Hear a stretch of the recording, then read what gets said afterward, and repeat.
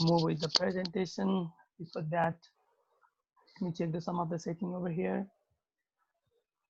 Okay. And thank you so much. And I would like to introduce the today's topic. And we are going to have a session on brain and vision.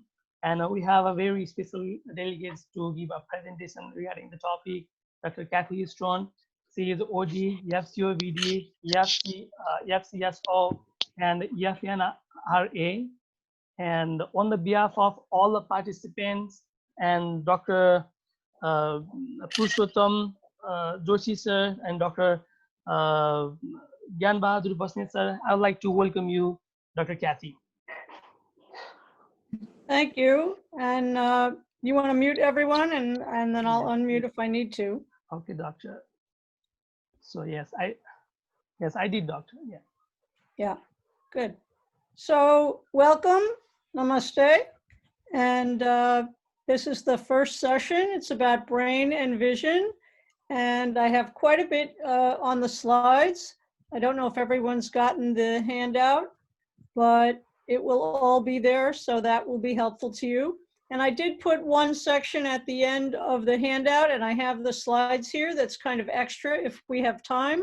But if not, I'll just tell you what it is, and it's something that's all written out for you. So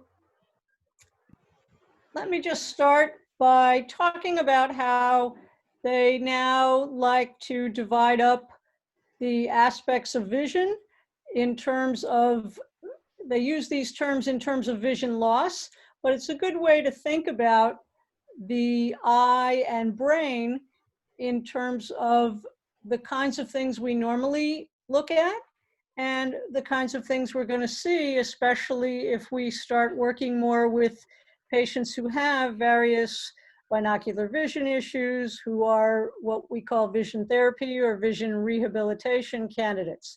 So all of us know about all the eye structures up to the chiasm. Then we often use the term oculomotor, where we're talking more about brainstem and cerebellum. And then the cortical area is the primary pathway, basically post-chiasm to V1. And we used to use the term cortical visual impairment or CVI, but now we tend to use the term cerebral visual impairment because really we're talking about the whole brain, and we know that as much as 75 or 80% of the brain is involved in vision. So when we say cerebral, we're talking also post-occipital and other areas that are involved in vision, which are parietal lobe, temporal lobe, frontal lobe, the motor cortex. And that's where the term now comes cerebral visual impairment. So when we're talking about ocular vision impairment, everyone I think is very familiar with that. It's pre-chiasmal, it's the eyes, the retina, the optic nerve, and the kinds of things that you're very used to looking for. Refractive error, media opacities, retinal lesions, any kind of degeneration or dystrophies, and optic nerve damage in terms of what you can see at the end of the optic nerve, but also you can have an idea by the way the person is seeing whether or not there's even optic nerve damage in the part of the nerve that you can't see. And then when we're talking about cerebral visual impairment, again, we're looking at post-occipital, more where there's a lot of processing going on, a lot of connections with other sensory information. And we'll talk a little bit about what's called the dorsal and ventral streams of fibers. And there's a doctor here who's very involved with low vision named August Kohlenbrander. He's probably in his 90s and he still lectures. He's wonderful. If you ever want to look, I think there are some lectures of his on YouTube.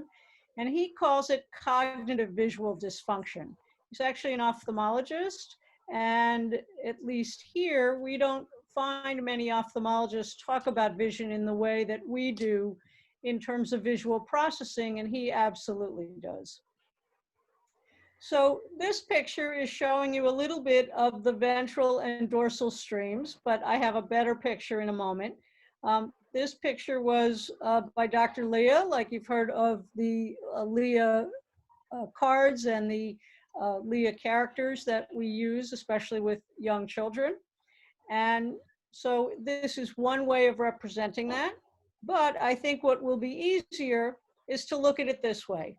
And this picture comes, I believe, from Gordon Dutton, who's been doing a lot of work for many, many years. He's from England, and he's been doing a lot of work in cerebral visual impairment. I believe there's from, actually, he may be from Scotland, because there's a site from Scotland that has a tremendous amount of information on it. It's geared toward cerebral visual impairment. But as you can see, when information comes from the eyes and goes to the back of the brain, or where we have more image processing, then there is one stream of information that goes to temporal lobe, and that's the ventral stream. And that's where we get images and words and shapes and faces. And then you have this other stream called the dorsal stream. And that is where information is going all the way to prefrontal cortex. So you have visual information connecting with motion and planning and our motor cortex and the fast eye processing, the frontal eye fields. And then the information goes all the way to prefrontal cortex for what is often called executive function. So even though many people try to work with children and adults who may have executive function issues, I think the role that vision plays in that really gets left off the table. And this is just another representation of it with these different areas marked out for you, and also a little more of the words and then what happens in each area. So what's the ventral stream? It's where we recognize objects. We can think of it as involving occipital lobe receiving the visual input, and then going to temporal lobe, where you, again, notice words, numbers, shapes, faces, color. It's kind of what they sometimes call the visual library. And then when we're looking at dorsal stream, it's often called the where is it? Some people say now who, but however you want to classify it, it's where we think about vision for action, more of our visual attention, visually guided movement. And again, you have occipital lobe involved because visual information is coming in.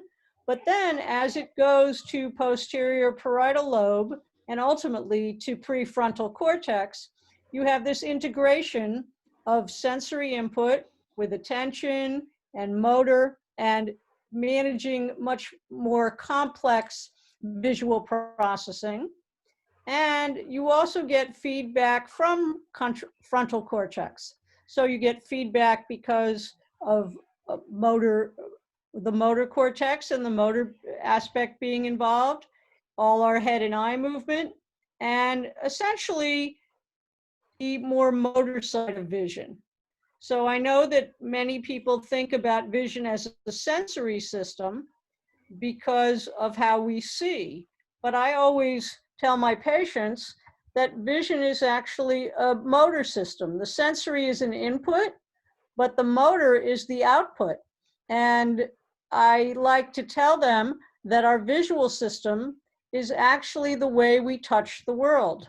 It's like your hand, but when things go beyond where you can touch them, then your visual system becomes the way that you touch the world.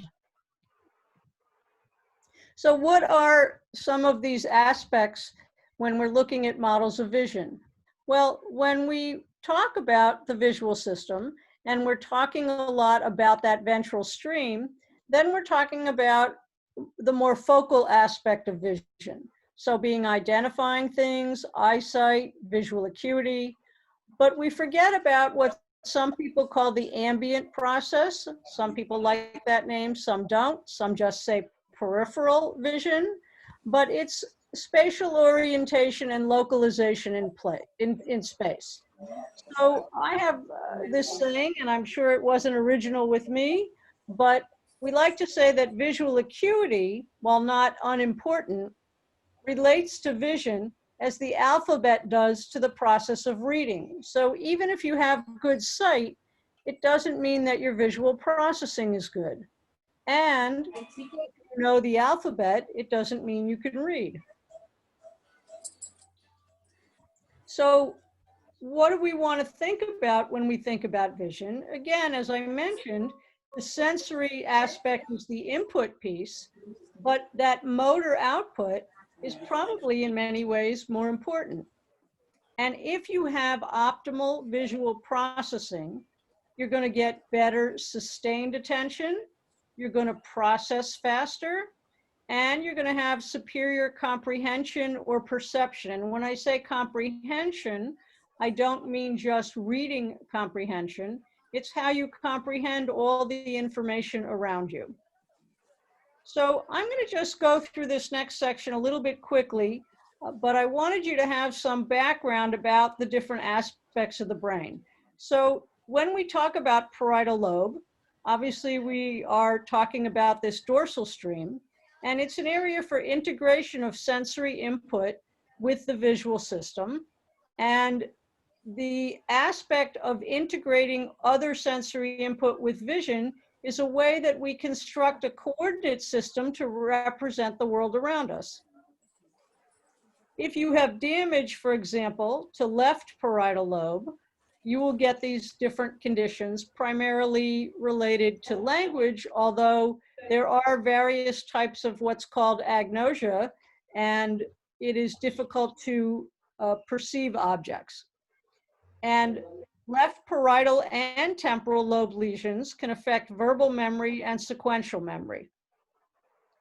If you look at the right parietal lobe, that's where we often get what is often called neglect. I'm not a big fan of that term, but inattention to parts of the body or parts of the world.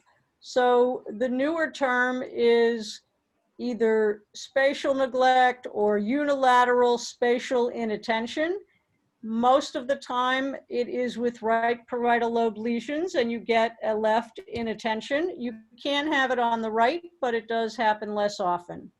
And you can also get a type of agnosia called anosagnosia, which is a denial of essentially your deficits. People are really unaware that things are not the way they should be. So when I have patients who have unilateral spatial inattention and they come in, they want to know, why their kids took their car keys away from them, or they may not always take their medications that they should because they don't think they have a problem. They'll tell you, I just want to, go back to the way things were, because they understand that things around them are being controlled by other people, but they don't really feel they have an issue. And so that's a challenge to work with them. But if you have right parietal and temporal lobe lesions, it can affect nonverbal memory, and you do get personality changes sometimes. If you have bilateral parietal lobe damage, you sometimes get what's called Balance syndrome. And you can have what they call ocular apraxia, so you can't voluntarily move your eyes easily. You can have simultagnosia, which you can't integrate components of a visual scene. It's like you're seeing each piece, but you can't put it together. And you can also have optic ataxia, where you can't accurately reach for an object when you're using vision to guide you. In terms of temporal lobe processing, we know that it's also the location of the primary auditory cortex, and it is involved in auditory processing. We already know that the visual areas of temporal lobe interpret the meaning of visual stimuli. And we also know that the ventral part of this temporal cortex appears to be involved in high-level visual processing of very complex stimuli like faces and scenes. It's also an area of hippocampus, which is involved in memory formation. If you have temporal lobe damage, you can get auditory sensation and perception issues. Your selective attention of auditory and visual input is affected. You can have disorders of visual perception. I know the word visual perception is not used the same by everyone, but in this case, we're talking about the visual stimuli. And you will have issues with organization and categorizing verbal material and a number of other aspects of language, and you may have altered personality. If you have right temporal lobe damage, you have more issues with tone, sequences of tones, and reduced musical ability. You may have difficulty with recognition of the visual context. So maybe you can't recall someone's face. You can have loss of inhibition when talking. It's like the person has no filter. They just say whatever comes to mind. And there can be impaired memory for nonverbal materials. If it's left temporal lobe damage, you may have more reduced recall of verbal and visual information, impairment of memory for verbal material, and reduced recognition of words. The frontal lobe, we already talked about in terms of executive functioning, but it's also an emotional control area. Some people call it the home of our personalities. And you get a lot of varied symptoms when someone has frontal lobe damage. And frontal lobe damage is easy to happen because if people fall and hit their heads, it's not uncommon for it to be either the very front of their head or the back of their head. And so because the frontal lobe is involved with motor function, problem solving, memory, language, and also judgment and impulse control, and social behavior, we do notice that many patients who have either frontal lobe damage or seem to have issues with frontal lobe often do have issues with their judgment and impulse control and social behavior. And I know that sometimes it's younger people, young kids, and you say, well, how much of that is just because they're young? But you'll notice that they really don't learn from the situations that happen, where you might get in trouble when you're a child and then you realize that the next time you'll be a little more cautious. They don't learn from that. They keep making those same errors over and over. It is extremely susceptible to injury. It's the most common location of injury after mild to moderate traumatic brain injury. And some of that can be because you hit the front of your head. Some of that can be because there's something called coup, C-O-U-P, coup, contra coup, where, for example, because the brain can move inside the skull, even if you hit the back of your head or even the side of your head, the brain moves around and may then hit the front of the skull and cause damage in the front, even though you didn't hit your head in the front. Or even if you don't hit your head at all, you just get a blow to your body, the brain may move back and forth inside the skull. But the left frontal lobe primarily controls language, and right is involved more in nonverbal abilities. But we should be careful with that because research has shown that both lobes can be involved in nearly all behavior.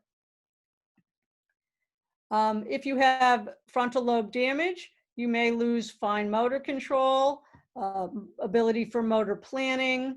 Sometimes you may have no facial expressions, and you can get something called Broca's aphasia, which is an expressive aphasia. You have difficulty speaking, and you may understand what something when something is said to you, but you can't verbally reply in a way that's understandable. So you may talk with someone and you can tell that they understand you, but when they go to speak it back, they either can't get the words out or what they say doesn't make any sense to the information that you were speaking with them about. If you have occipital lobe damage, I think we know much more about that being optometrists, but primarily you have area V1, and that's the first stage of the cortical processing of visual information. And you essentially get this map of everything that's going on around you. That input is coming from lateral geniculate nucleus, which is the thalamus, and is sending information to these cortical visual areas, of which V1 is the first stage.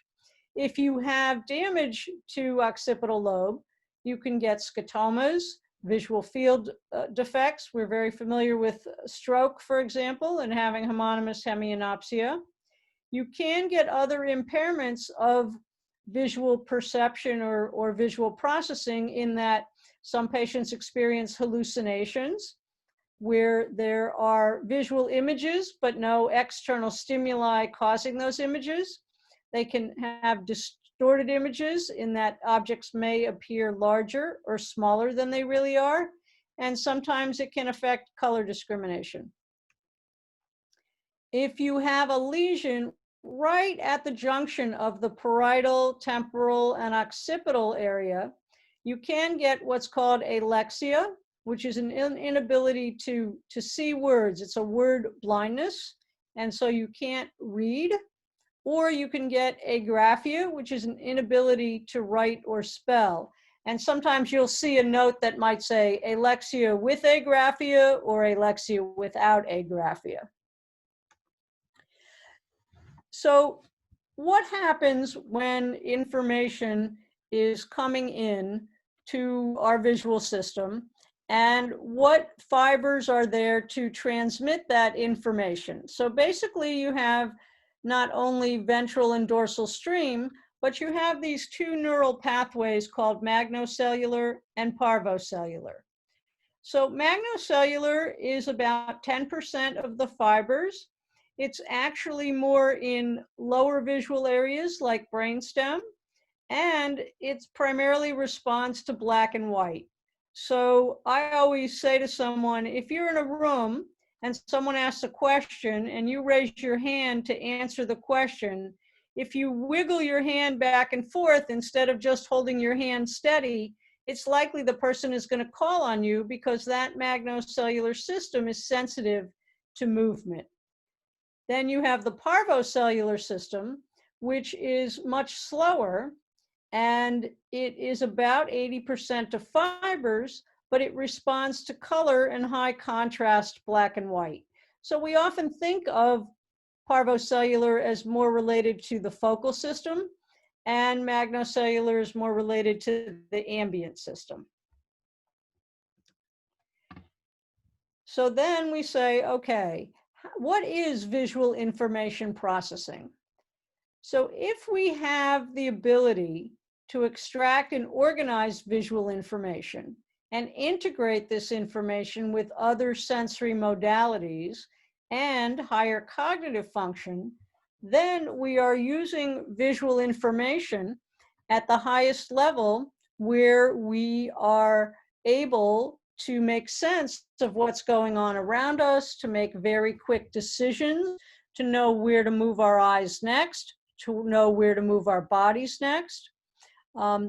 The highest level really of visual information processing would be visualization, so that if I, for example, say the name of a fruit, let's say I say the word apple, many people will have a picture in their mind of an apple, and it won't all be the same. One person's might be red, one person's might be green, but everyone will have a sense of its size, its shape, its texture, and its taste, and it's not even in the room. But you can't have that without prior visual experience. So for example, I work with a lot of children and adults with cerebral palsy, and because they often have not had that opportunity to move through space with their own bodies, they don't have very good higher level processing in certain ways, either moving through the environment and judging space, or if you give them a test of some of these higher level processing skills, they will find it very difficult to do.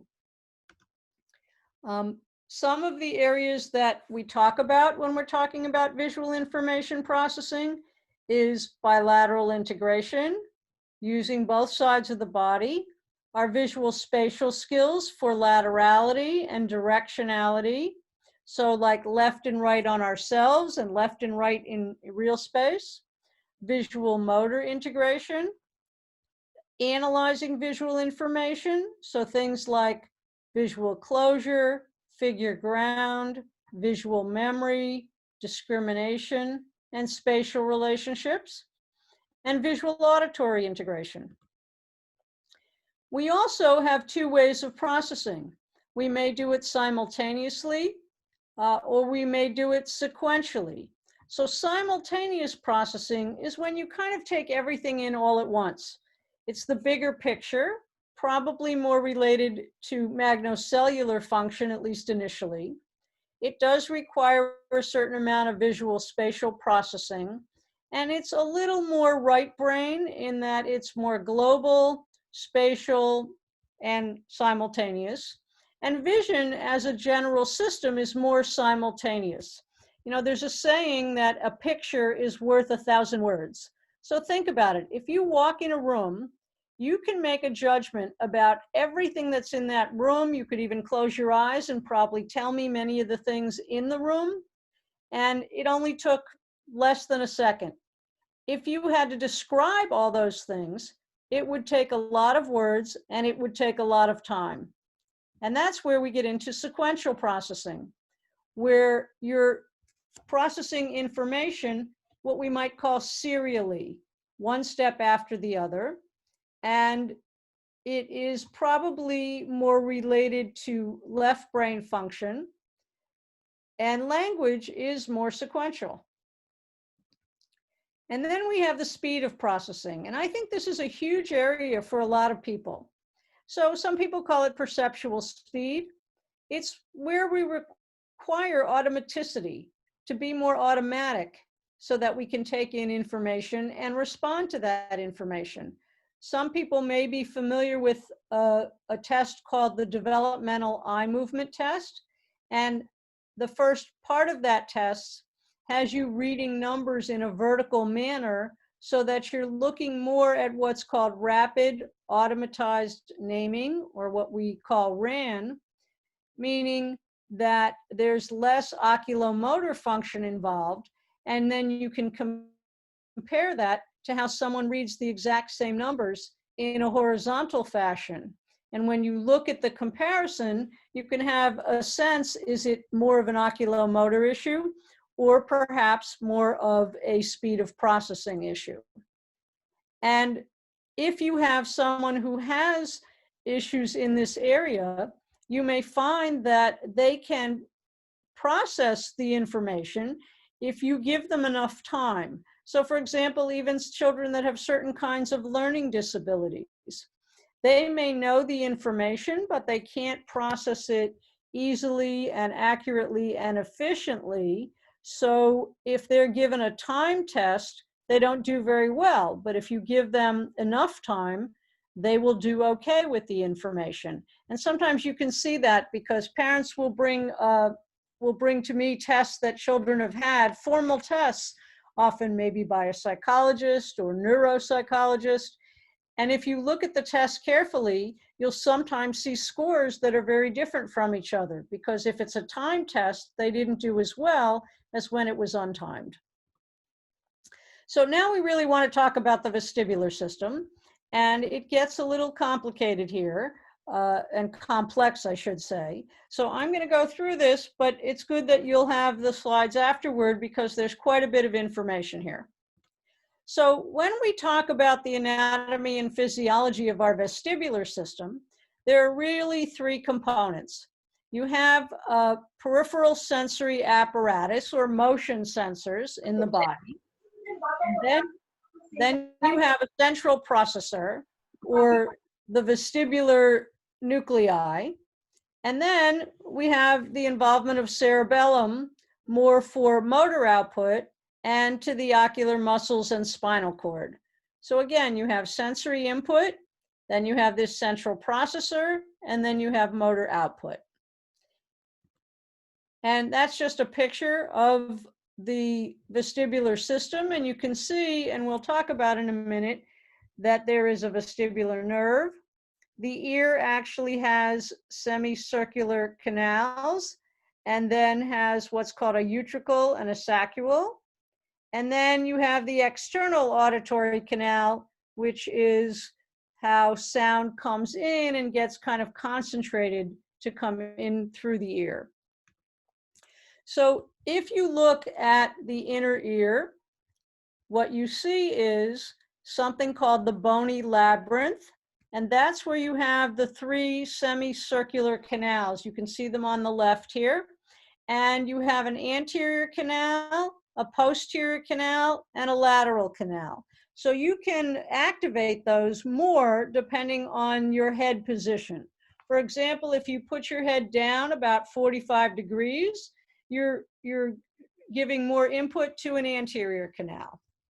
And then the other aspect is called the membranous labyrinth, and it sits in fluid. And in that area, you have some portions of the semicircular canals, but you have what are called the otoliths, which are the utricle and the saccule. And then inside the utricle and the saccule are something called hair cells. And so when you move your head, those hair cells also move. And depending on the direction that they move, it lets your body know where your head is in relationship to your body. And so they can be excited or they can be inhibited. And in the semicircular canals, they are primarily there to register angular rotation and the velocity of our head. So again, you have an anterior, a posterior, and a lateral or horizontal canal, and they're perpendicular to each other, as you saw from the initial picture. And so you have these coplanar pairs. In terms of the otolith, that is more involved in linear acceleration. So linear head motion and some with tilt. So the interesting thing to me is that, for example, when they're looking at ways of keeping people from having head injuries, here we talk a lot about wearing helmets for certain kinds of things that we do. But helmets generally protect pretty well from linear acceleration, but when it comes to the angular rotation, they don't do as good a job, and so people get hurt or have more brain injury because they are protected literally, linearly, but not from the rotations. And in terms of the saccule and utricle, the saccule is involved more with vertical movement and or sits more vertically, and you get sensations of whether you're moving back and forth and sort of head to toe. In the utricle, it's more horizontal, and you also can sense that anterior posterior shift, and you also can sense differences between the ears, not so much the head to toe aspect. And then we have what's called the vestibulo-ocular reflex. Here it's spelled vestibulo. Some people say vestibular, L-A-R, ocular reflex. Just call it the VOR. And that is where the vestibular system and the visual system work very much together. It's the way of maintaining stable vision when we move our head. If you didn't have this, every time you moved your head, things would become blurry. You know that if you move your head very, very fast back and forth, that things will seem to smear a little bit or blur. But in general, you can move your head without that happening. The other thing it does is it allows us to keep looking at something. So if I'm looking at you, but I decide to turn my head to the right or to the left, but I want to still keep looking at you, it allows that to happen. So if you turn your head, for example, to the left, you're going to get this firing of those hair cells we talked about. And then those, or that information, those impulses get transmitted to the medial and lateral rectus. And then you have inhibitory impulses from the opposite muscles. And if the retinal image motion is greater than 2 degrees per second, then all of a sudden the firing rate of those hair cells gets modified. We also have what's called the vestibulo-spinal reflex and the vestibulo-ocular reflex, but I'm not going to talk about those right now. The VOR is probably the most important one in terms of the kinds of symptoms that patients come in with and that has been affected, often by accident or injury. And then here is a nice drawing that I found showing that when your head rotates, in this case, your head is rotating toward your left, then what happens to the eye muscles in terms of inhibition and excitation.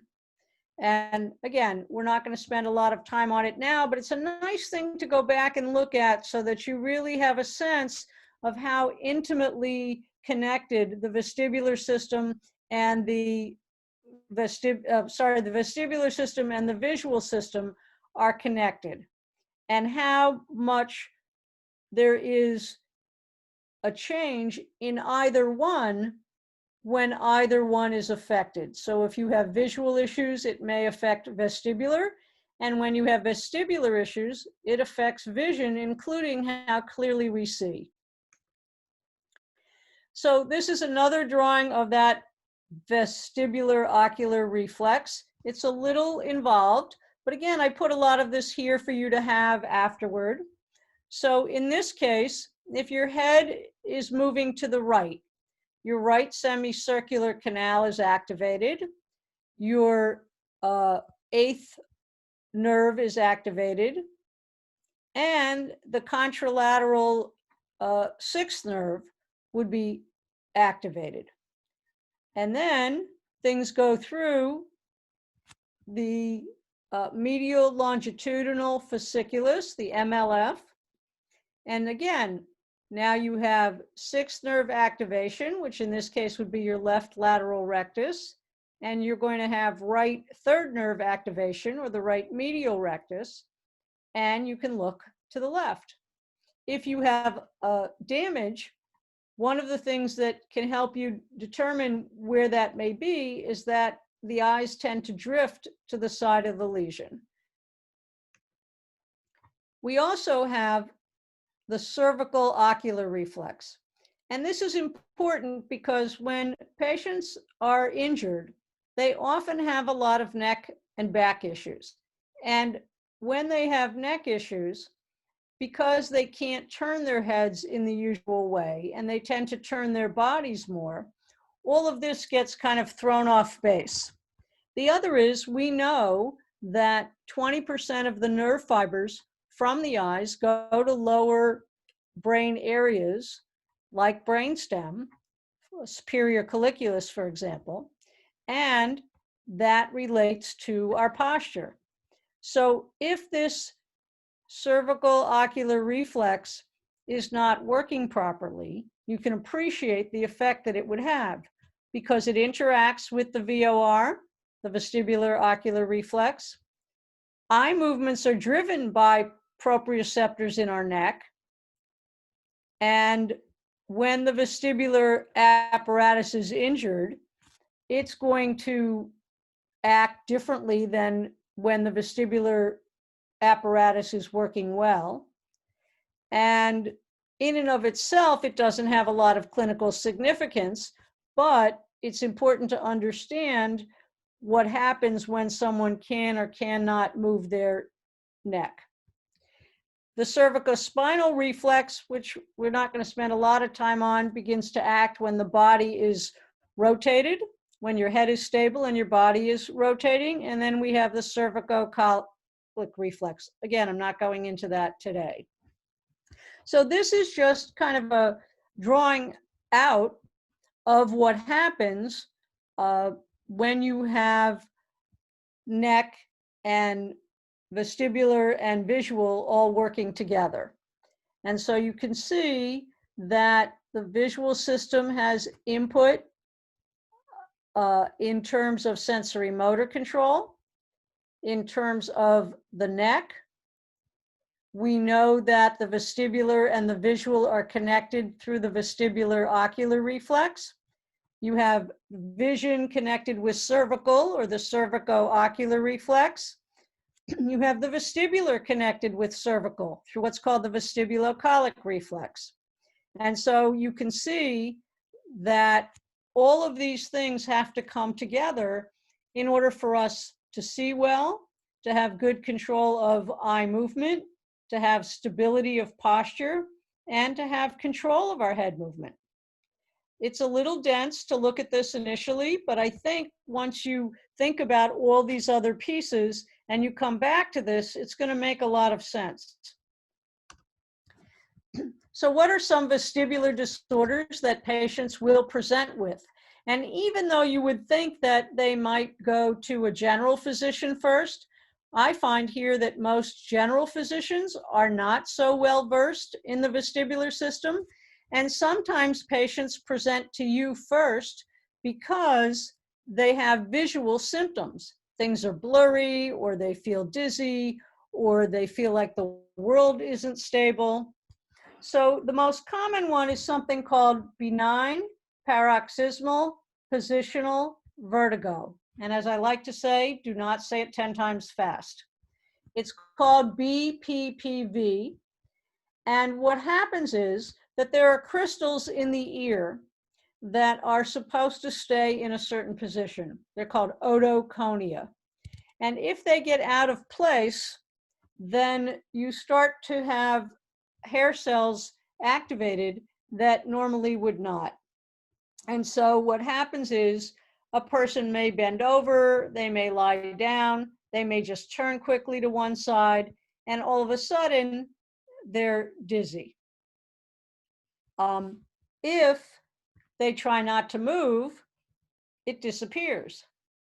It tends to often go away or resolve spontaneously in 6 to 12 months, which is quite a long time. I myself have actually had a bout of BPPV, and it was more problematic, not just because of the dizziness, but because you never know when it's going to happen. You might move your head one time and it doesn't happen, and another time you might just step out of your car and it happens. And so I always had to be very careful of making sure there was something nearby for me to grab onto when I would do any kind of moving around, just in case. And there is a way to treat it. There are certain maneuvers you can do with the head, both to diagnose it and essentially to treat it. And what those motions of the head do is they send those crystals back to where they should go. You can also have something called vestibular neuritis, and there's a very sudden onset of vertigo or dizziness. It definitely gets worse with head movement. You will see often nystagmus. People get nauseous. They are unbalanced in terms of posture, and it generally seems to be preceded by a viral infection, some kind of upper respiratory infection, or maybe a gastrointestinal infection. The best they know is that it's likely something viral. Tends to happen more in females in their 40s, males in their 60s, but it's really bad when people get it. I've had people say to me, they woke up with it and they literally had to crawl to the door to let someone in because they couldn't stand up, they were nauseous. They obviously had nystagmus, which they didn't know, but it's pretty debilitating. And then there are just a couple of others that you may hear about. They're a little less common. One is Meniere's disease, which you get kind of a fullness in the ear and some hearing loss, but you do also get something called tinnitus or tinnitus, and that's where you have like a ringing in the ears. It's accompanied by, again, vertigo, imbalance, nystagmus, nausea. The vertigo tends to last anywhere from half an hour to as long as 24 hours, but it tends to sometimes go away pretty quickly.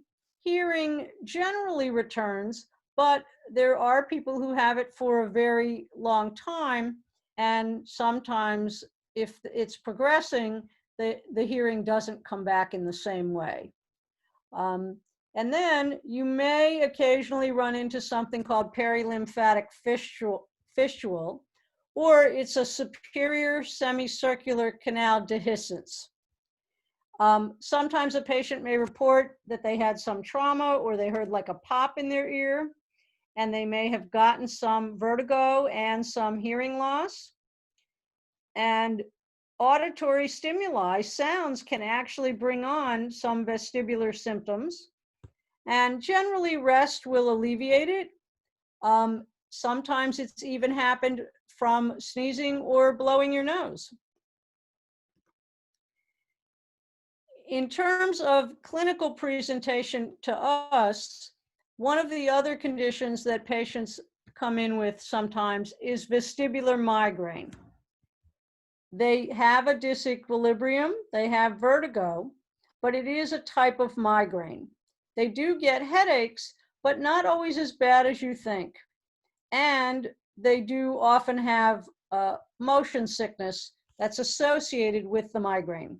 I've talked to a number of people who treat in terms of vestibular rehabilitation, and none of them seem to have a particularly good idea of how you would treat vestibular migraine.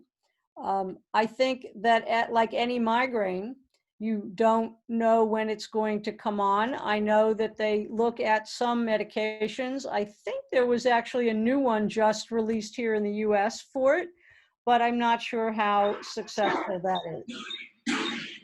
And then one of the other things is, if someone takes a boat trip or sometimes if they come off an airplane, they end up with something called mal debarquement. And it is a sensation of moving after motion. So I don't know if any of you have ever taken a boat ride and then you step onto dry land and you feel a little bit off, like things are still moving for a few minutes. But in this case, the symptoms persist for greater than a month. And when someone is moving, they don't notice it as much. But when they stop, they do, because they still feel like they're moving. So what are some of the things that you want to ask when you're taking a history, in case there is a vestibular issue, or even the visual symptoms that they're describing have a vestibular component? You want to look at something called tempo, their overall symptoms, and circumstance. So let's go through that. So is it acute or chronic? In other words, did it just come on, or has it been there for a while?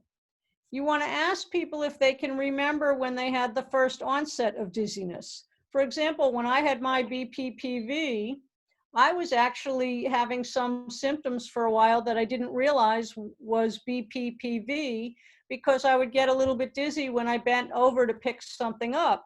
But I tended to have low blood pressure, and so I thought, oh, it's just my blood pressure. But then after it kept happening, I said, well, you know, I've had low blood pressure for a long time, and I don't remember getting dizzy very often when I would bend over to pick something up. So you want to know if it's been sudden, or was it slow? Did something seem to provoke it, or did it just come on? And did they have some prior illness? Like we said, some of these things can be related to viruses or an upper respiratory infection. And how long do things last? If you feel dizzy, does it go away in a few seconds, a few minutes? Does it last hours? Do you have to go to bed for a few days? You know, what happens? And what do they mean by dizzy? It's kind of a general word, and there can be disequilibrium. You can be lightheaded. You can have motion sickness. You may have nausea or vomiting.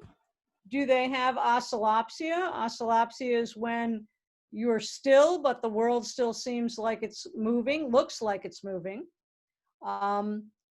Do they have vertigo? And the term dizzy and vertigo are often used interchangeably, but vertigo is really when you're still and the world seems like it's moving, more so than when you feel like it's moving.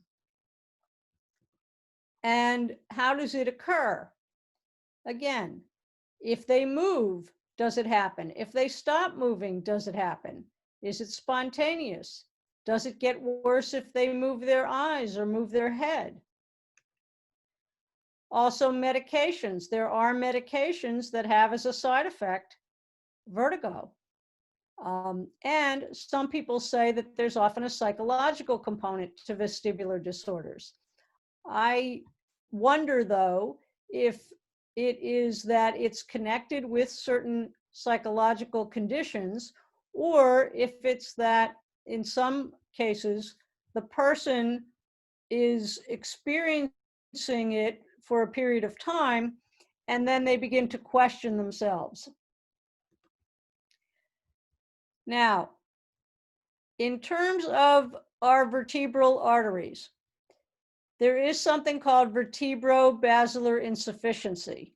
And so if you're not getting enough blood flow, you may get vertigo or nausea or vomiting. Clinical tests don't help us a whole lot. There is something called a vertebral artery compression test. I've never done it. And I'm not sure I'd want to fully rotate someone's neck, not knowing that they might have this or any other neck issue. There have been some cases here. I've seen one in my lifetime where someone was having some neck manipulation done, and then they ended up with damage to the vertebrobasilar artery. And they were dizzy and nauseous and couldn't function very well. And the odds of that coming back were slim because there likely had been quite a bit of damage when their neck was being manipulated. There is something called the modified vestibular auto-rotation test, and you have someone rotating their head to one side and flexing forward, and so they're extending their cervical spine, and you can try to look at it that way. I have not done these tests. I would not be the one to do them, but it's just good to be familiar with them in case someone has had these things, or if someone has had a stroke, or certainly when I see older patients, many of them are compromised because of having less good vascular systems. So when you're doing an oculomotor or a vestibular ocular exam, you want to look at convergence, you want to look at smooth pursuit, you want to look at saccades, you want to perhaps look at whether there's spontaneous nystagmus, whether there's what we call gaze-evoked nystagmus.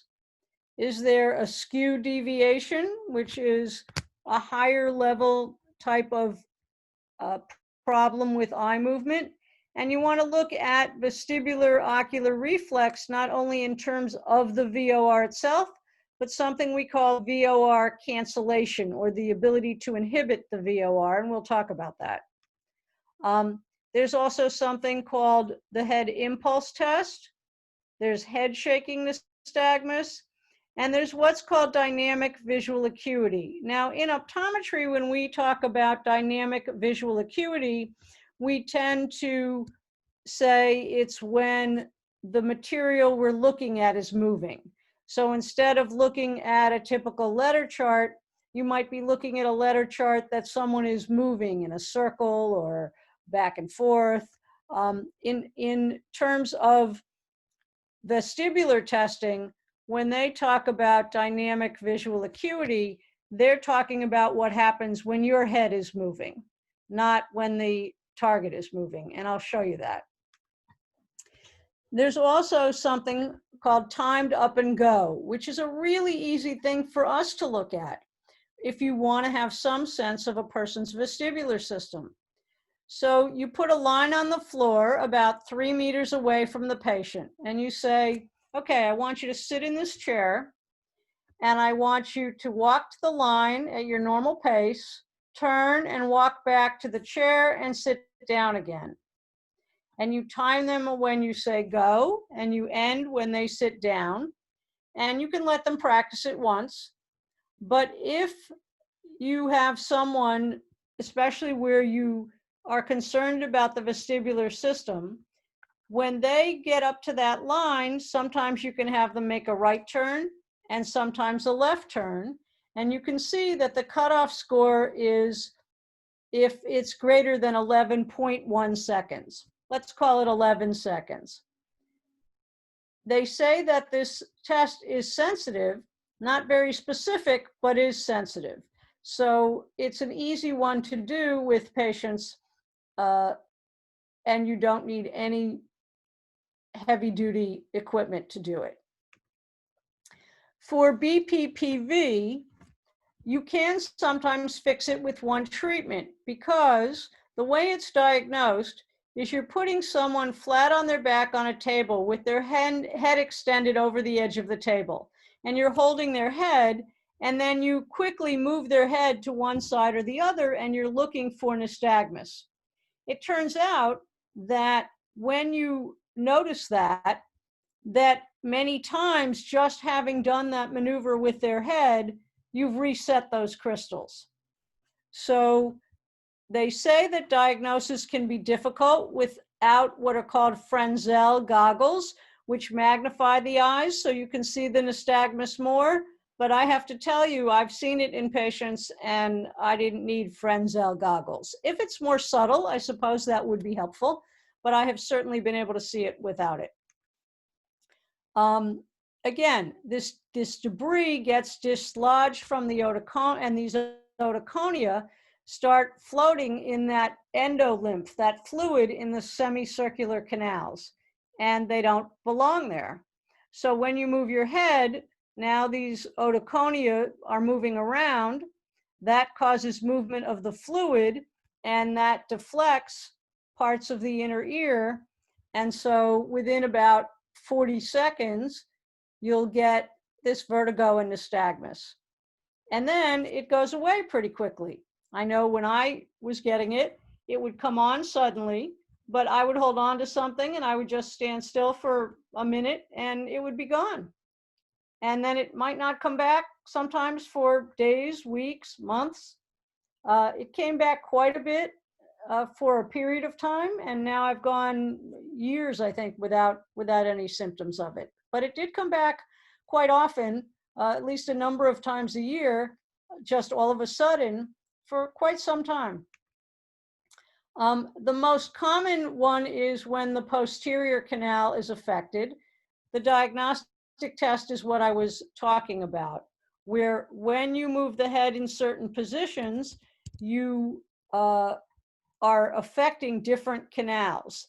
You don't need to know all this, but there are very noticeable types of nystagmus that happen depending on which canal may be affected.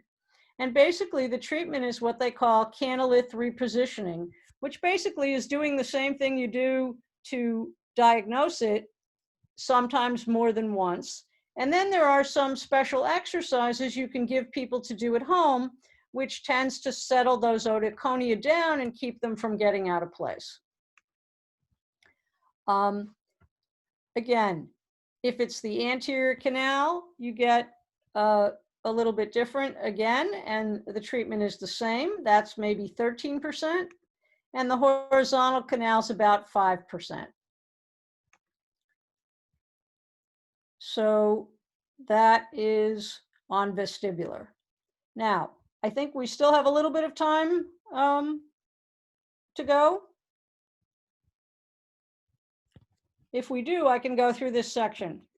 Yes. Yeah, I thought we have longer. Yes, Yeah. yes, Doctor. No Yeah. problem. So first of all, I want to use this as a moment to take a break because I don't know about you, but I've been looking at my screen way too much lately at lots of meetings and Zoom calls and things like that. And so I want to give everyone a break. And if you have any questions, you can put them in the chat section. I'm going to try to get my chat to show up here so Okay. that I can answer a couple of questions now as part of a little break, and then I'll go into the next section here.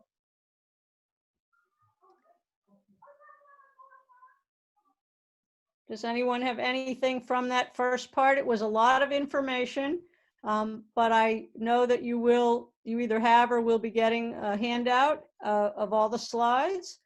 And so it's there for you, because I have to say that I had to hear a number of lectures about vestibular, probably a number of times, before I really began to understand all the aspects of it.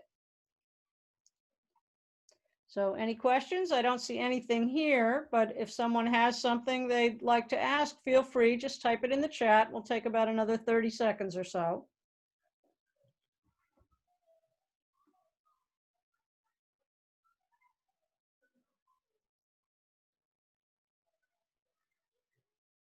We're good? I guess everyone is good.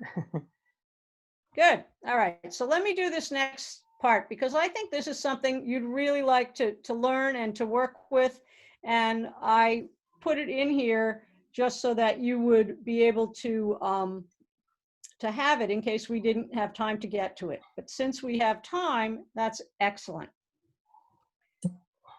Let me see if I can get it to move. There we go. All right. So there is something out there called the VOMS. I don't know how many of you have ever heard of it. It was developed primarily by, I think, a neurologist and a physical therapist. I know there's a physical therapist's name on it. And it's called the Vestibulo-ocular Motor Screening. And the reason I'd like you to learn about it is because it really allows us to do some of the tests we're already familiar with, a few tests we may be less familiar with. I know that when you hear about it here, you're going to say, oh, I don't test it that way. I do it a little differently. Well, that may be the case. I certainly do. But again, this is a way for someone who's not as familiar with the vestibular system or the oculomotor system, or maybe familiar with one and not the other so much, to do it in a way that whether I do it or you do it or someone else does it, if we always do it the same way, then we can compare the results. So what you need to do this, well, let me backtrack for a moment. It takes about 5 or 10 minutes to do it. It's very quick. It's definitely been looked at between the ages of 9 and 40. So if someone is younger than that or older than that, doesn't mean you can't do it. You just can't really use the information in quite the same way. And all you need is a tape measure, a target with 14-point font type. So you can have just like a stick, a flat stick that has some printed material on it, and a metronome or something that you can keep time with. This test assesses vestibular and oculomotor impairments in part by asking patients about what's provoking their symptoms. So there's a baseline measurement, I will show you, and then there are 5 different domains that are recorded. And patients get to verbally tell you on a scale of 0 to 10 how much there's a change in, for example, headache, dizziness, nausea, or just feeling kind of foggy, like they can't really concentrate or understand everything in the same way. And they rate this themselves compared to the pre-assessment state. And then you can see every time you do this, whether or not things are changing. So for example, if someone does have vestibular issues or oculomotor issues, and you're working with them, as you treat them, you can repeat this test and see if they are actually making progress. So this is what the recording sheet looks like, and I have it here on a number of slides so we can keep coming back to it. But basically, you start with baseline. Before you do anything, how would they rate any headache, they're having? How would they rate their dizziness, nausea, kind of their fogginess? There's even a little area where you can write some comments. Maybe someone says, well, I only get nauseous if I, turn quickly, or, I only get dizzy if I bend over. And then you're going to look at smooth pursuits, horizontal and vertical saccades, near point of convergence, the vestibulo-ocular reflex, both horizontally and vertically, and then something called visual motion sensitivity, which essentially is what they call VOR cancellation. It's the ability to inhibit the VOR.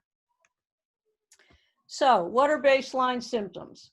You're just recording exactly those things: headache, dizziness, nausea, fogginess, and they can give you on their own scale 0 to 10. It's kind of like the pain scales that you see. If you had to rate your headache, would you call it a 0, like you have no headache, or is it so bad, your eyes are watering, you can hardly even talk to me here, it's a 10. And then you want to test smooth pursuits. Now, I know when I do a smooth pursuit, I tend to use a wand that has a little gold ball at the top, or for young children, I use targets that are a little bit more interesting. But for this, because you want to be able to do this with minimal equipment, you're just using your finger. And I have some pictures coming up. You hold your fingertip at about 3 feet, that's 1 meter from the patient, and they are supposed to continue to look at your finger as you move it, and you move it about 45 centimeters to the right and 45 centimeters to the left of midline, and 1 repetition is complete when you've moved all the way right and then all the way left, and you do it twice.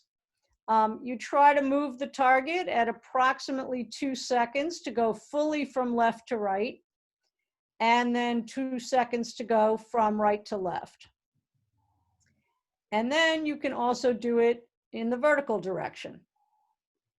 And then the patient is going to say to you, okay, or you're going to ask them, I guess you would say, how would you rate your headache now? How would you rate your dizziness? How would you rate your nausea? How would you rate your fogginess on that 0 to 10 scale?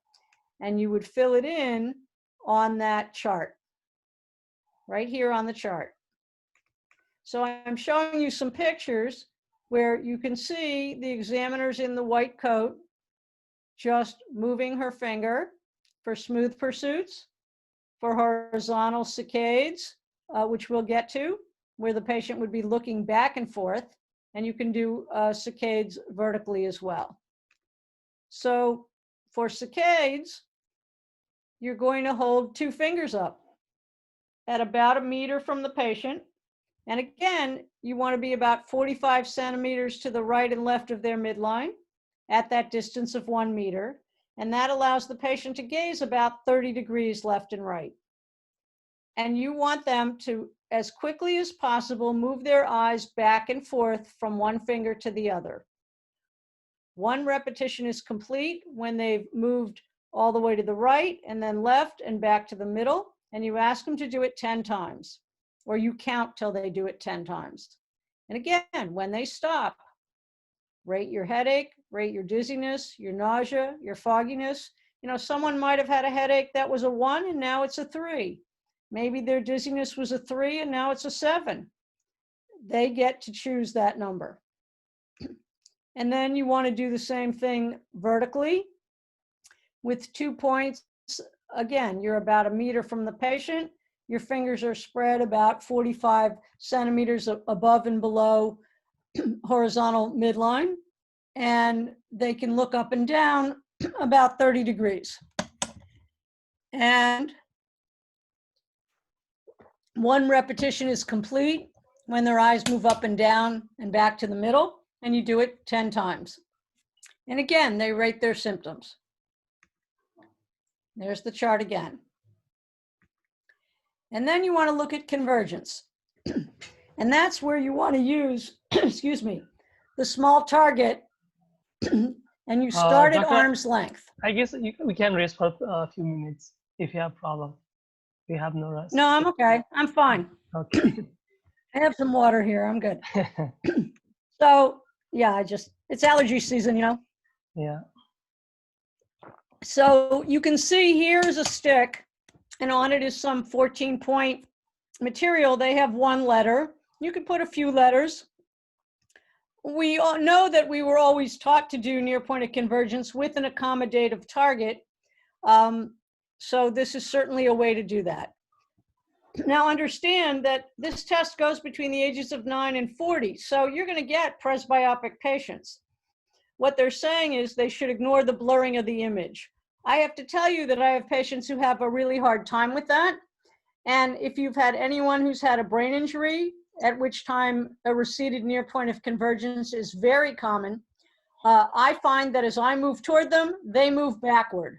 I always joke with them because I have a headrest at the back of my chair, and so they're pushing their head into the headrest because they want to keep moving backward. And I always tease them because there's a wall right behind the chair that if I didn't have the headrest there, their head would probably go through the wall because they're trying so hard to get away from it.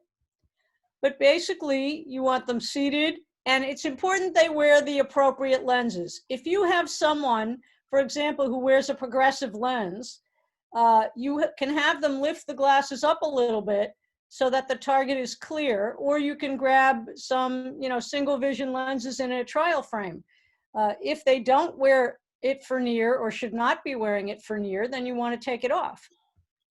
I've seen other professionals doing things like this with patients who are 35 to 40, who have had some kind of accident or injury, at which time accommodation and their ability to accommodate and converge often kind of goes out the window.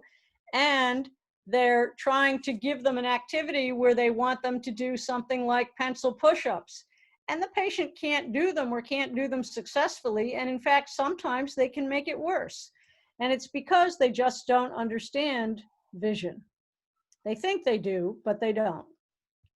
So you want to use a small target at arm's length, obviously bringing it close to the tip of their nose.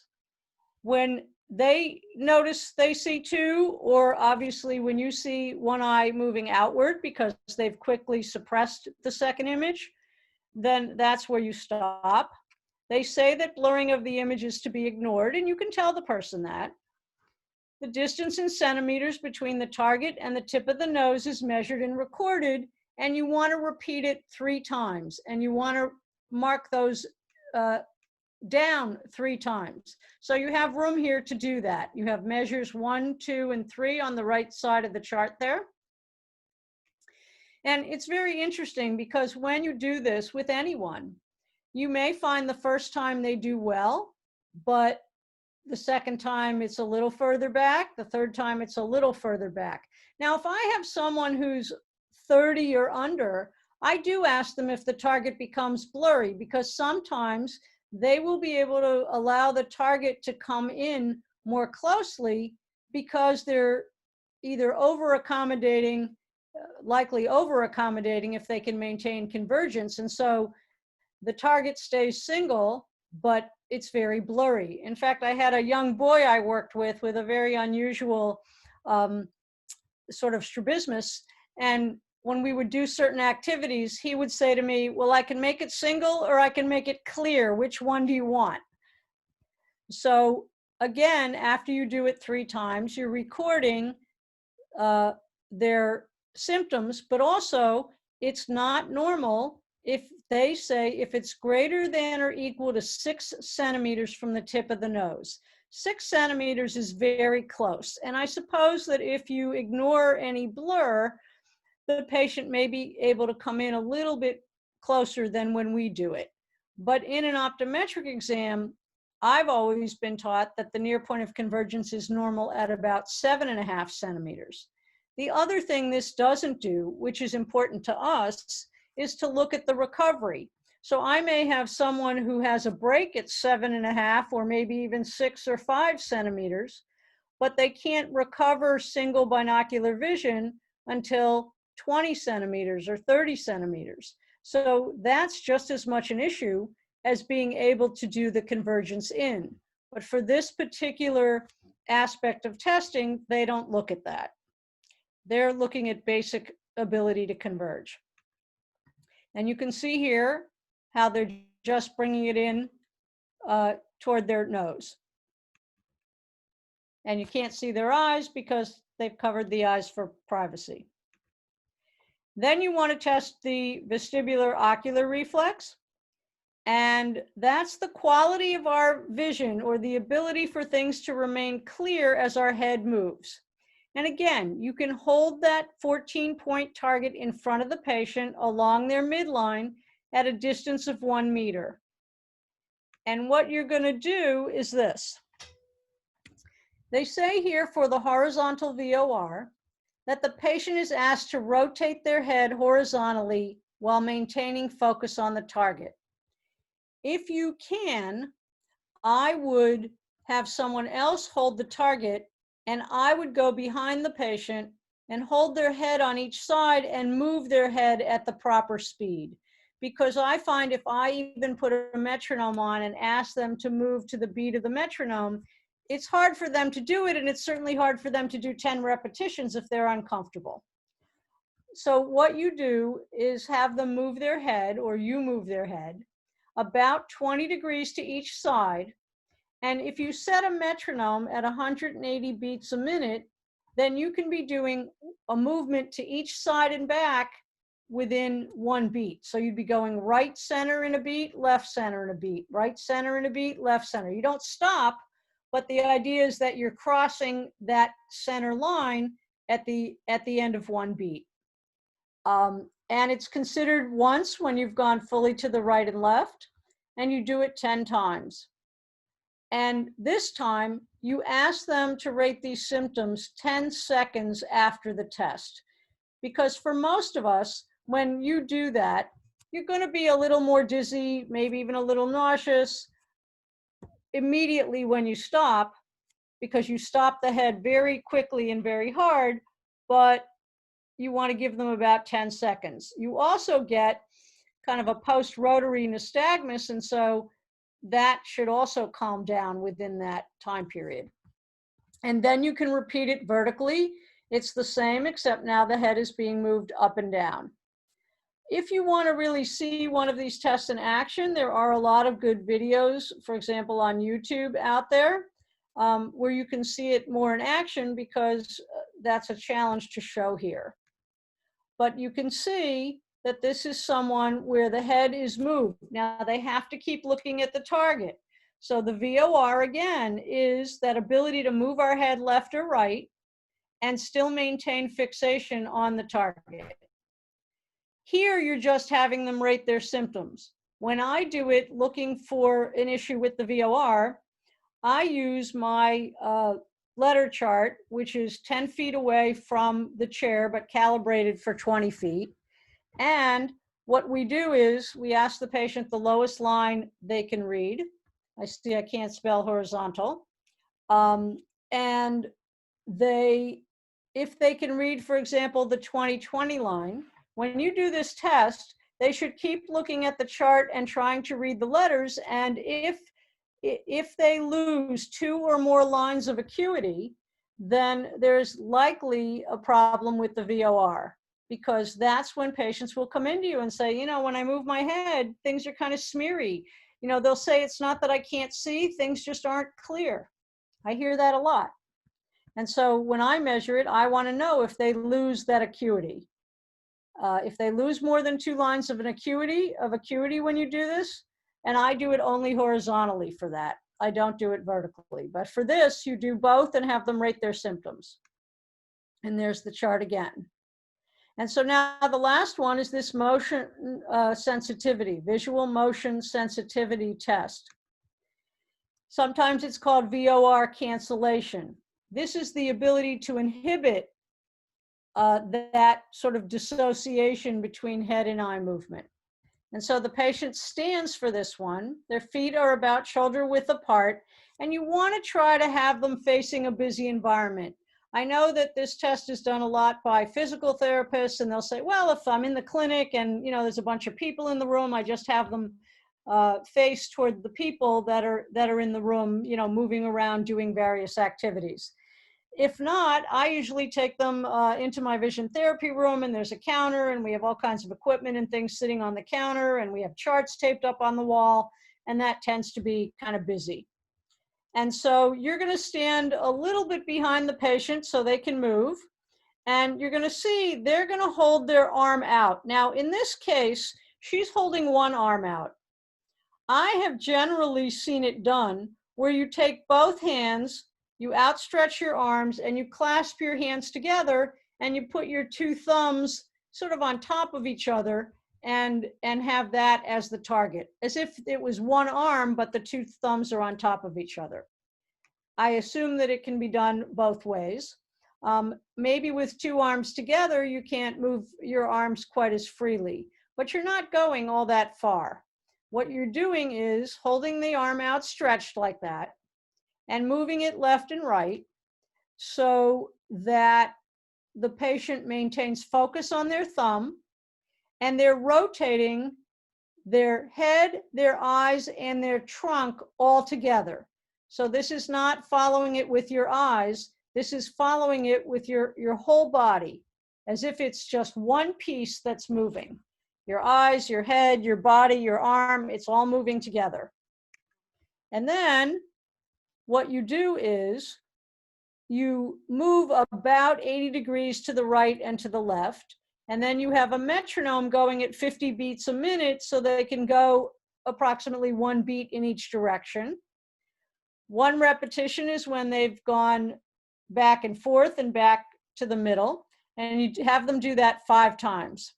You try not to have them stop in between. We talk about this starting position, but they're really just kind of passing it by. You don't have them actually stop. And then again, they rate their symptoms. And there's the chart. So this, I'm going to go back to the beginning for a second. So this VOMS test, or vestibular-ocular motor screening, is just a really simple, quick way to look at smooth pursuits, horizontal and vertical saccades, convergence near point, the VOR, and the visual motion sensitivity, or what's known as VOR cancellation. And then in terms of the rest here, just have a couple more slides, which is, what are we going to do? Well, if you really feel that it's more of a vestibular issue, you may be referring someone. Here, there are physical therapists who are trained in something called vestibular rehabilitation. There are what are called otoneurologists who specialize in doing testing and some treatment for vestibular issues. But in many cases, even if it's more vestibular, the question is, what can you do visually that may help the patient? And especially if you feel it's more visual. But again, if the visual system is working better than vestibular, you want to do everything to have that system be at its best, because it's now the backup. It's now trying to override this other system that isn't working well. And so whether it's visual or vestibular, we want to think about low plus lenses. We want to think about binasal occlusion. In terms of some what may be called vision rehab activities, you will find that when you look at vestibular rehab books, many of the things they are asking patients to do involve pursuits and saccades. And so although they say it's part of a vestibular rehab program, they are visual activities. So when I have patients doing pursuit movements, I may have them do it with just their eyes. I may have them hold their eyes steady and move their head, or I may have them move both together. In terms of saccades, there are various kinds of saccades you can do. One is just called wall clock saccades, and I like it because essentially you're having them move back and forth between numbers on a clock, and you can make it a very large clock, or you can make it smaller. Also, when you start patients on these things, some patients will have to do them seated. Some patients sometimes even have to do them lying down. But primarily, I find many patients can do them seated, have more difficulty if they're trying to stand because they become more posturally compromised. You can do near-far accommodation. Even in someone who's presbyopic or pre-presbyopic, you can do a certain amount of that. We use vectograms or 3D targets here, but not just passively. We have them do certain body movements and then come back and quickly refixate the targets. If I have some bean bags, I have them toss them. They can be standing on the ground. If they can really do it, I have them stand on a balance board. But they follow the tossing of the beanbag, which would be from one hand to the other and throwing it up maybe just slightly higher than the top of their head. And first they try to follow it with just their eyes, and then I have them move their head and their eyes together as they toss it back and forth, maybe 10 times. There's also something called the infinity walk. For those who aren't familiar with it, if you think of an infinity sign and you think about it looking like the number 8, and if you had a number 8 that has an upper part and a lower part, and if that number 8 were very large and on the ground with the upper and lower parts being across in front of you, so perpendicular to you, then you could, in essence, walk around the edges of that number 8, and that would be an infinity walk. But what we do have patients do as they perform it is we sometimes put various charts up that they have to read. And so as their head moves and they have to kind of come back to looking at those charts, they're really being asked to do a much higher level task than just looking straight ahead while they're doing the walking. And we have them go in both directions. We have them do it in one direction where there is less head movement, and then we may have them repeat it in the opposite direction where they have to swing their heads around more to continue looking at the target. In everything we do here, we add movement and we add timing. We use the metronome a lot. As the patient progresses, it's a really easy way to do what's called loading a technique, so that you don't need a lot of techniques, you just need levels. And if you really want to look at some activities that are very good to use, there is a doctor named Rod Gilliland, and many years ago, I'd say 30 years ago, he developed a manual for what he called the C-SIC syndrome, or then it became called Dynamic Adaptive Vision Therapy. And I put the website there. And they have a number of activities that you can have patients work through to help them when they have these visual vestibular symptoms. There's also, again, some YouTube videos that are helpful.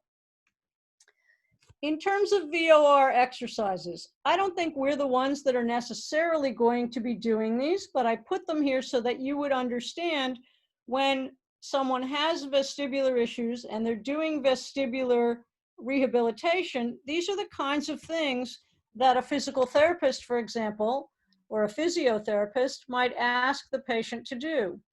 So in this case, you're trying to train the VOR, and the patient is sitting in a chair initially. Their head is tilted down about 20 degrees. I don't know if you caught that in the beginning, but that means you're going to be stimulating that anterior canal more. And eventually they can be unsupported, they can be standing. Sometimes if they need to sit some, but we want a little movement, we have a stool here that's a little rocky. It specifically was developed so that if people have to sit at a desk a long time, they can kind of move around a little bit. And so we sometimes have them sit on that before we can get them standing. They should be about 1 meter away from the target, and the target should be smaller print. Now, if they can't see that size print at that distance, you may have to make it a little bit larger. But basically, you have 2 targets on a wall that are at eye level about 60 centimeters apart. So it's a little bit like when you hold your fingers up and do a saccade.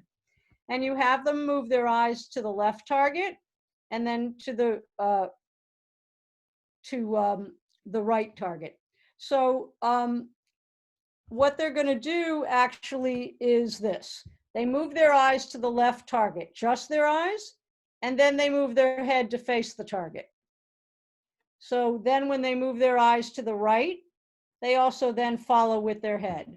And you want them to repeat that for 30 to 60 seconds if they can. We have patients that do it once and then that's it for the day. They can increase the speed when they're going back and forth if they're able to. And you can also have them do it vertically if you want to work on the vertical VOR. I find that we don't do as much looking up and down in this world as we do looking horizontally. So I certainly always work on that first. And of course, that really has a lot to do with driving and reading and other kinds of things, even when you're just walking around. We do a lot less up and down. And then another one is that you can put a target on a wall at eye level. And when they say eye level, I sometimes think that what therapists do is they take the target and they put it directly across from the patient's eyes. I find, depending on the distance that the patient is from the target, you want to think about eye level as looking slightly down toward the horizon. So if the patient for any reason is farther back, then that target ends up needing to be moved down a little bit. And in this case, they didn't say the distance, but I would start probably a meter or so away. And I have most patients I have can't always start that close. We go we might go a little more than a meter if we need to. A meter is good because if they can start there, then I can have them move a little closer over time as well. And you want to look at a target, you want to keep it in focus and rotate their head left and right at a consistent speed. So you can start a metronome at something slower at first, but once they can move their head faster and faster, you can go up to a maximum of 120 beats per minute. And again, once they can't keep their eyes steady or they can't keep the target in focus, you have them stop. Now, I know sometimes when this is given to patients, they ask them to hold the target, like the letters on the stick. I like to have them have less kinesthetic and proprioceptive feedback. So I prefer that it be something they put on the wall. I might even have them just take a little paper that has some sticky stuff on the back and just put it up on the wall with some print on it. Or they can write on it. Or they can make a little smiley face. And I always have patients when they're doing any kind of exercises where there may be vestibular symptoms, I ask them to put a chair slightly to either side of themselves so that if they're doing it alone and they start to feel dizzy or uncomfortable, they have something to grab onto. Some doctors have even given patients a cane or a stick to hold so that they can put it down on the ground if they need to. You can do this up and down, and you can also change what's called the base of support, meaning if the person was sitting, they can now stand. If they were standing, they might stand now on a piece of foam that's more uneven. You can have it at arm's length. You can also put the target a little bit more to one side or the other. So I think that I've hit my time and left time for questions. I know this was a tremendous amount of information. If it were me, my head would be swimming right now. But all of this is in a handout. I think it becomes easier when you actually try some of these things with patients. You certainly can feel comfortable trying this VOMS sequence on just about anybody. It doesn't matter whether you think they're going to have an issue or not, because all you want to do initially is get comfortable doing these tests. And so if you get comfortable doing them, then when someone really does have symptoms, you'll be able to flow through it much better for yourself and with them. And so anytime I learn something new, I will do it with pretty much every patient unless there's some reason I should not. So if they are someone who gets dizzy or nauseous easily, I might not do some new tests that I've learned. But I tend to do it on everyone. And in fact, even in vision therapy, you can always tell when I've learned something new, because if you look at my notes for that week, whoever I've seen has probably done that activity, even if it didn't completely match up to the issues we were working on, just because I want to get better at it. And I want to see how different people do it. I want to get a sense of the things that they tell me, not just because I'm rating symptoms as in the VOMs, but because it gives me a better sense of, even for me to tell patients what to be aware of or to look for, especially when I'm giving them activities often to do at home. So I'm going to stop and leave some time for questions. I'm going to open the chat here. I'll try to get my chat to open up, because right now it's just being stubborn. And if I can't get to it, someone else, here it comes. I guess, so Dr. if you have any questions, you should put them in the chat. So there's already one here. Do I have resources for testing vestibular reflexes? There are many websites out there. If you just Google the VOMS test, you will find websites that lay it out with even more explanation. There are places where they have videos. There are certainly more pictures that can be helpful. I often go to YouTube. There are a lot of very good YouTube videos.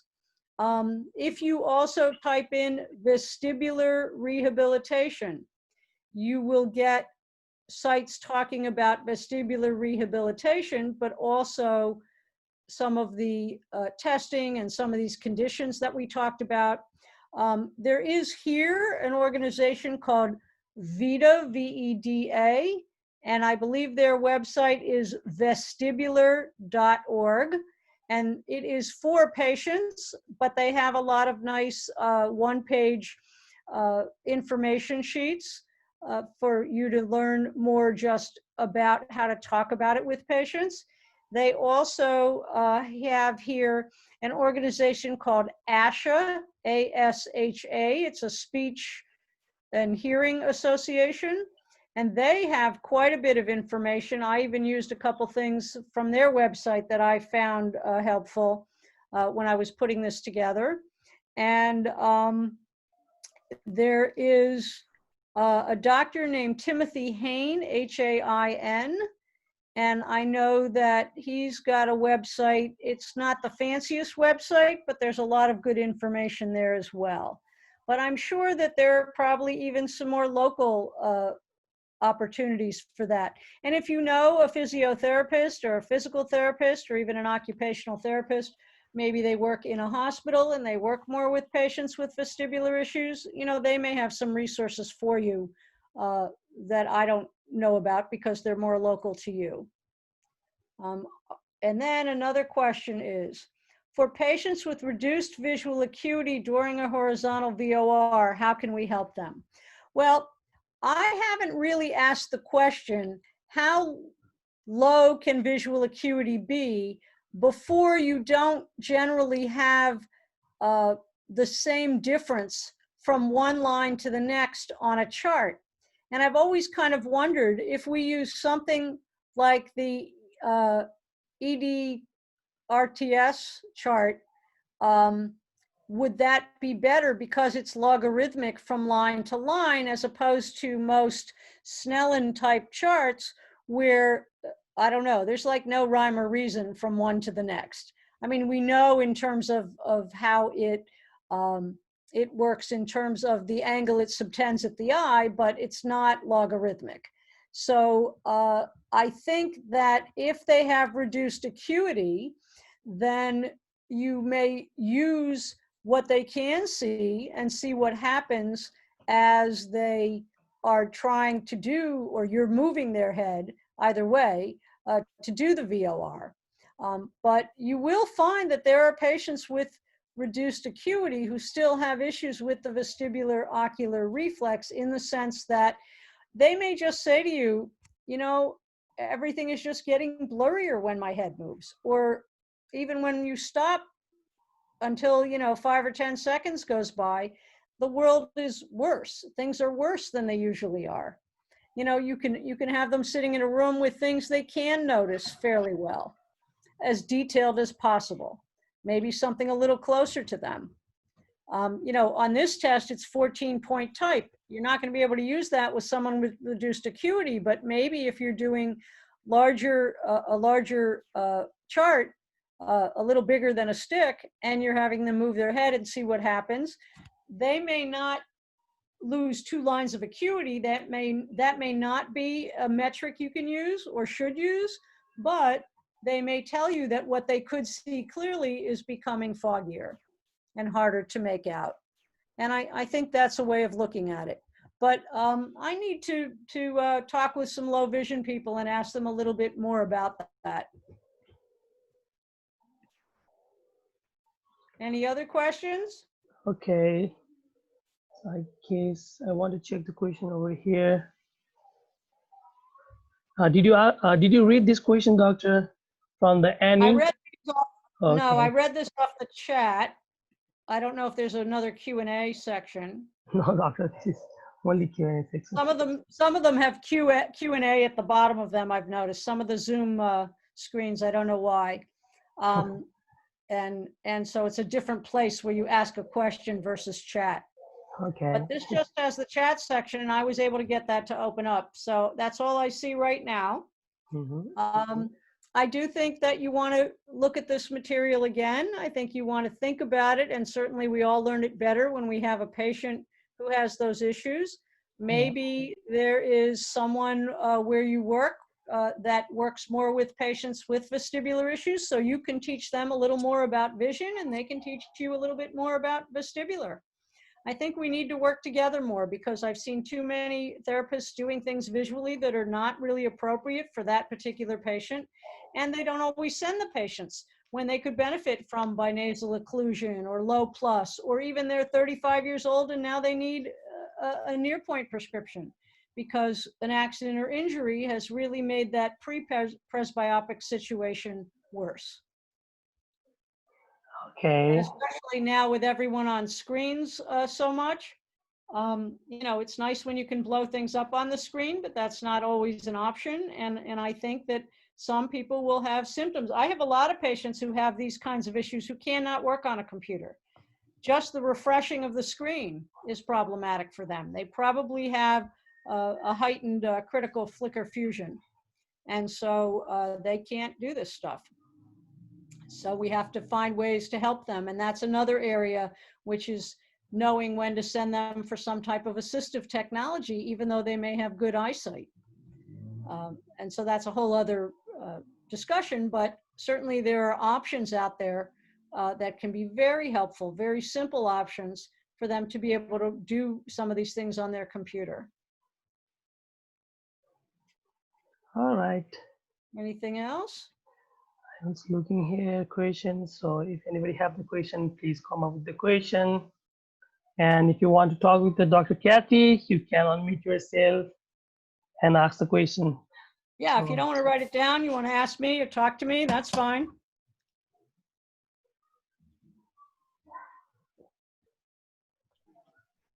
I think everyone's had enough of this.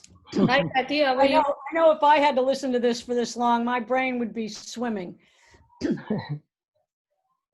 Somebody Yes, wanted to say something? Yes. Hi, Yes. Cathy, how are you? Okay, how are you? Rekha here. Yeah, thank you for being here. I will always be where you are. I'm stalking you probably. Yeah, yeah. I sent you a note really late last night, I think. Yeah, but It was morning for you, but it was the middle of the night for me. Yes. Yeah, we'll talk again. Yes, definitely. But there's a lot here. It's a lot to know and learn. And it took me a very long time, so don't feel badly, to really feel comfortable with vestibular. I mean, I can remember, I don't know, 10 years ago or so, even having someone give a vestibular lecture at a meeting. And then afterwards, some of us said, well, how do you test for the VOR? And he didn't even know the answer at that time. So we're all learning. We know a lot more about it. It's gotten a lot more press and publicity, and there are more people testing and treating it. I think we have more patients who survive a lot of accidents and injuries that wouldn't have in the past. So now they have just more things wrong afterward. But it's important to know about it and to try to separate some of it out. I have to be honest, there are many patients I write down visual vestibular problem. I can't tell you if it's one or the other because they're so connected, but I do know what I'm going to do visually. And if I'm not getting the kind of success that I think I should be getting, then I'm going to certainly send them for vestibular evaluation as well. And we really need to educate those doing the vestibular rehabilitation, because I've seen them do a lot of things with patients that just are not completely appropriate for that patient. Like, they want them doing these head movements side to side very quickly. Like, they'll put targets on the wall down a hallway and have them move their head fast back and forth. And I say to them, do they wear progressive lenses? And they have no clue. And I go, I'll throw up on your floor if I have to do that in my progressive lenses. You know, they don't really know much about vision. They think they do, and they know certain aspects of vision, but they don't understand the full consequences of both the kinds of lenses patients use, of when lenses can be helpful, of when prism can be helpful, of when binocular occlusion can be helpful. I saw some site the other day that said, oh, you just need a roll of tape and you can do this to patients. I'm thinking, oh my God, they're going to make it worse. They're not going to make it better if they don't know what they're doing. But, you know, there's a lot of that out there where they're trying to say you can do this and you don't need an optometrist to be involved. And I don't believe that. I think we see and notice a lot of things that they don't, because this is all we do all day long. And so I think we need to find a way to work together. And you can have a lot of impact in that way, especially if you work in a clinic or a hospital or somewhere where there are people doing that work in the same institution. So if you can have that input, they'll be very grateful for that. Maybe they'll let you set up a whole vision therapy clinic. That would be cool. Mm-hmm. We would help you do that. Thank you so much. So if we're good for today, if you have any other questions, I didn't put my email there, but you can use my name, just Dr. Stern, spelled out like it is at the top of the screen. It's DoctorStern @gmail.com. I'll be sharing this, doctor, on our group. We have one WhatsApp group, and I'll be sharing it. And if you don't hear back from me, always send another email, because we literally get about 500 emails a day here. And, between patients and clinical things we get and whatever, and it's, sometimes it ends up in the spam box or we just happen to miss it. So never hesitate to, send a second note. We don't mind. Thank you so much, doctor. I guess here we have answered all the questions. So I think so. I'll check one more doctor. time if I can get the chat to open. It's stuck again here.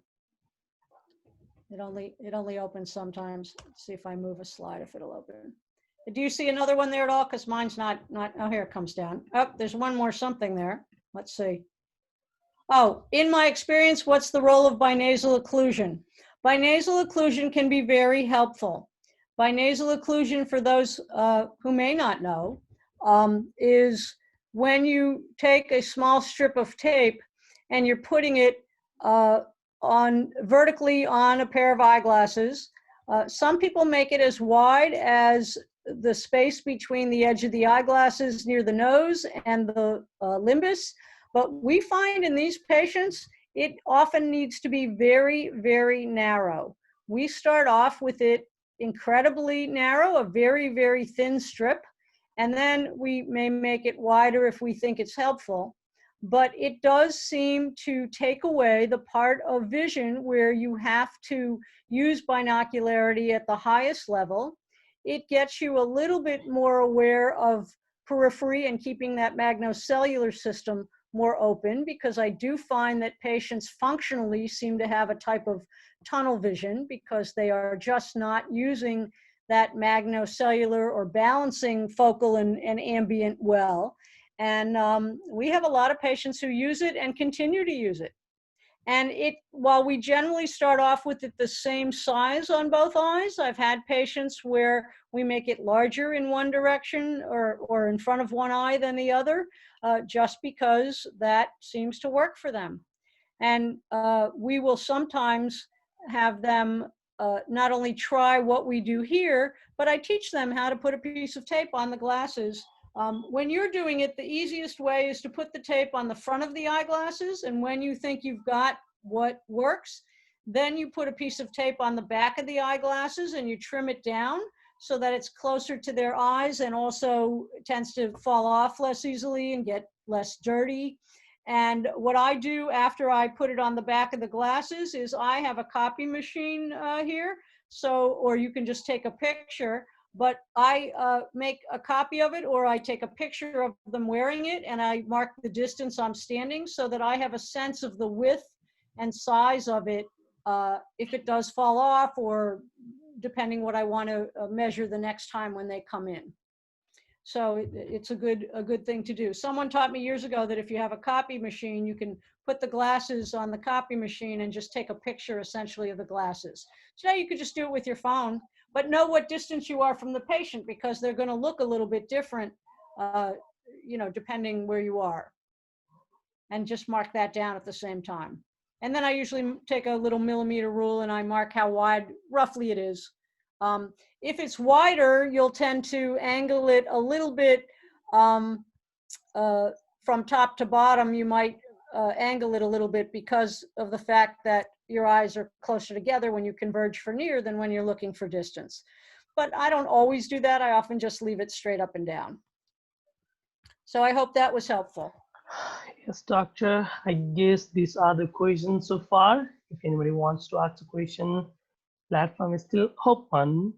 Before that, let me check here. We good? All good, doctor. I guess we have. Seen more, so I think we're good. Yes, doctor. So thank you all for hanging in for so long, and I hope it was helpful, and we'll do it again perhaps. Okay. Yes, doctor. We are doing again. So considering the time limits, I guess. Yes, doctor. And thank you all. This was great. Yes, this doctor. was really, really nice to be able to do it. And I know the rest of the course looks awesome. So good luck with that. Thank you so much, doctor. Thank you so much. Means a lot. So here in the today webinar or today session, and hoping to see again on next session.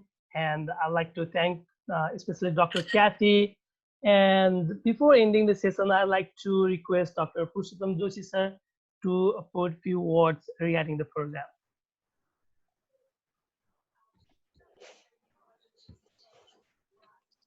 Thank you, Gautamji. It was a nice hearing lecture of Cathy. It was a revision of our MBBS ENT classes with all the vestibulo-ocular reflexes and the auditory pathways. So it was a nice learning. And it was nicely elucidated the ventral pathway and the dorsal pathway. It was very nice. It's very helpful for an ophthalmologist and optometrist to have a basic idea how our sense organs are interconnected in the brain. So it was very nice hearing you, ma'am. Thank you very much. Thank you. Thank you. Thank you so much, doctor. So here with Oli sir, would you like to put some word here? So we're good? Yes, and yes, I think doctor. everyone's probably ready to take a break. Thank you so much. So Yes, enjoy yes, the rest of the evening, and Yes, I'm Oli. sure we'll meet again soon. Yes, doctor. Thank you so much. Thank Bye-bye. you, Dr. Cathy. It Thanks. was a wonderful session. Bye-bye. Bye-bye. Thank you so much, all. Herewith, we are ending the today's session. Thank you so much. Yeah.